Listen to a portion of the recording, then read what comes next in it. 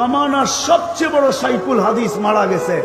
সাথীরা স্বপ্নে দেখার পরে জিজ্ঞাসা করছে কি ব্যবহার হলো, তো হাসতে হাসতে বলতেছে দাড়ি দেখায়া পার হয়ে গেছে। তো বলল কাহিনীটা খুইলা বললে হয় না? আল্লাহ জিজ্ঞাসা করছিল ওই বুইরা সাদা দাড়িওয়ালা কিনিয়ে আসছস? তো ওই সময় হাদিস মনে উঠছিল যে কিচ্ছু নিয়ে আসি না, সাদা দাড়ি নিয়ে আসছি।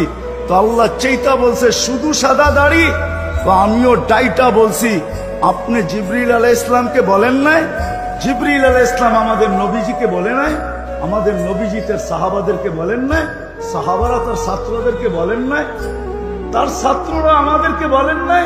পুরো সনদ সহ আপনি নাকি সাদা দাড়ি দেখলে লজ্জা পায়া যান। ইন্নাল্লাহা লা ইয়াস্তাহি বি শাইবাতিন শাইয়াবা ফিল ইসলাম, যে ইসলামের ভিতরে দাড়ি মুসলমান অবস্থায় দাড়ি পাকায়া দিল, তার পাকা দাড়ি দেখলে